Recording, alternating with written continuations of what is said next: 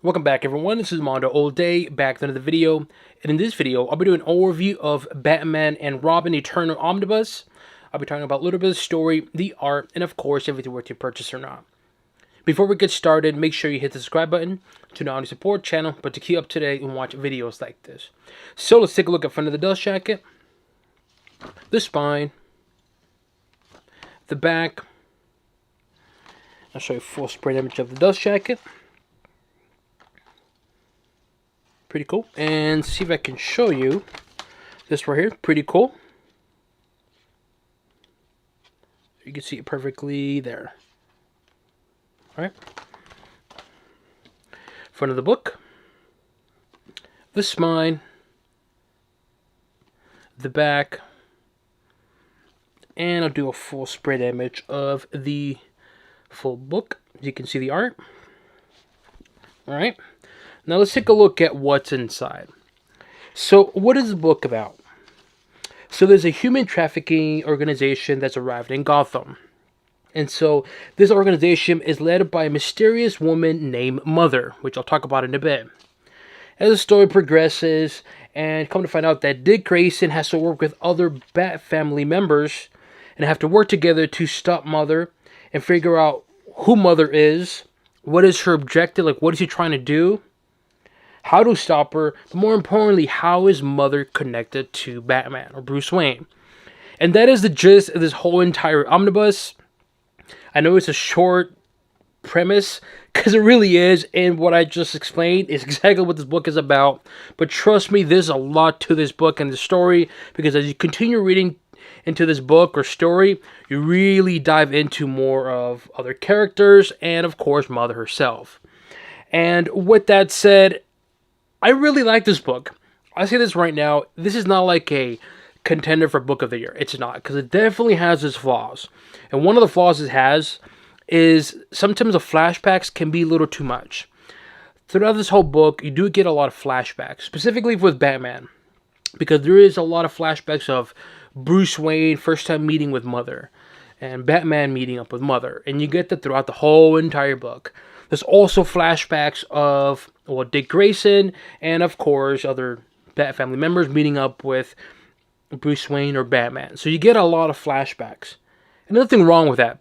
But sometimes it can be a little too much, where, I kid you not, there's moments where I'm like, okay, how is this connected to the whole main story?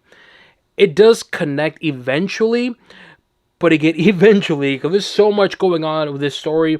Again, the premise is very simple, and it really is. By the end of the second issue, you'd be like, okay, I understand what's going on. Boom, let's go. But there is a lot of twists and turns and surprises here and there.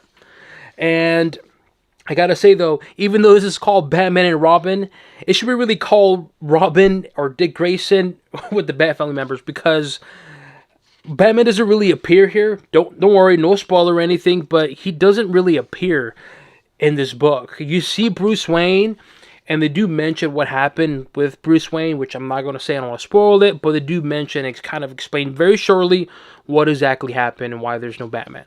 Again, it's very quick and short. It's almost as if they just wanted to get by and just say, here, this is what happened, boom, move on. Another flaw this book has is going to be the story arc within Robin, or Tim Drake and Jason Todd, Red Hood and Red Robin. Their story arc, because one part of the book, the two teams separate. You got Grayson's team, and you have the Jason Todd and Tim Drake's team, per se. And they kind of split, and they go into their own direction to obtain more intel.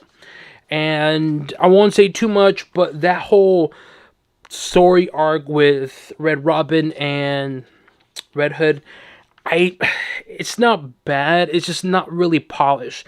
Everything else is running fine. It's into it. I'm into it. I'm getting it. That whole Red Hood and Red Robin story, I'm just kind of, I like the banter. One thing I'll say about this book that I really, really, really like is the banter between Jason Todd or Red Hood with all the other characters.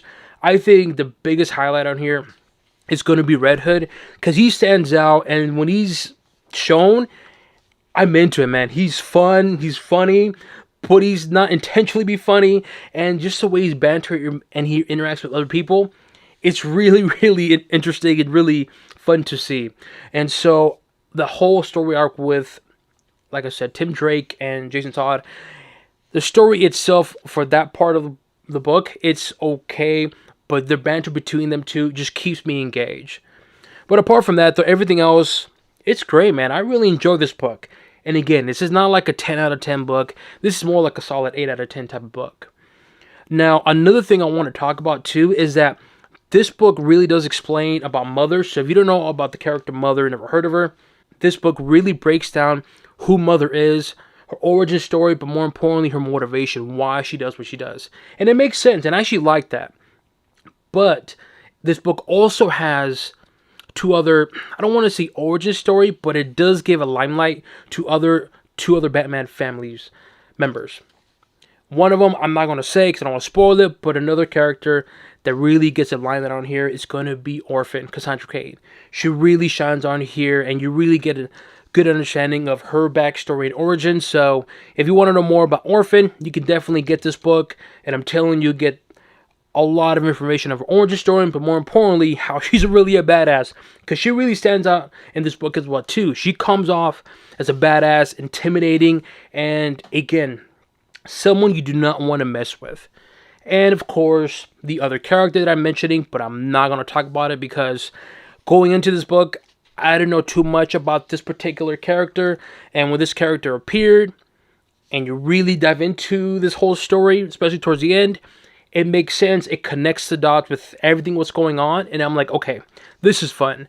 And I'm glad they introduced this character because I've seen this character before. I just don't know much about her. And she appears here. It's interesting and I'm into it. And again, I'm not going to see who it is. The paper quality is glossy. Of course, it's omnibus. You always get the nice glossy paper. The art is actually really, really good. There are some of the stories where the art really stands out. Others are just very typical comic art, but it looks good though overall. The pacing is average to above average. It does pick up quite often, but for the most part, I would say it's above average, but there are some times where it does dip into the average territory, but it is expected because when there's going to be a lot of dialogue or just explaining more of the story, what's going on, of course, the pacing is going to die down a little bit. Do you need to have prior knowledge? Yes and no. If throughout this whole overview, I kept saying Dick Grayson. I didn't mention Nightwing. That's important because in this particular book, there is no Nightwing. It's Dick Grayson. It's Dick Grayson being an agent. So if you don't know what I'm talking about, then you might want to read, it's not required, but you might want to read Grayson Omnibus because if you read that book, you understand more of the agency he's working for, and it kind of connected the dots in this particular book or story. But do you need to read it? Is it required? No, because I've not read that whole omnibus. I read about 3 issues, and so when I read into this book, I'm like, oh, okay, takes place shortly after Grayson and the whole agency that he's working for. So is it really required? Like I said, no, but I recommend it. But if you don't want to read any of that, you can read this perfectly fine. Just know that, well, Dick Grayson is not Nightwing, and he's an agent. There's that. So overall, what do I give Batman and Robin Eternal? Like I said, I really enjoy this book, and I easily give it a thumbs up. Again, it's not a perfect book. It definitely has its flaws, but it is a lot of fun and interesting. And the fact that it's all one long story, you can really get invested to it. And the cool thing is, it's not really that long. I mean, it's only 624 pages, I think.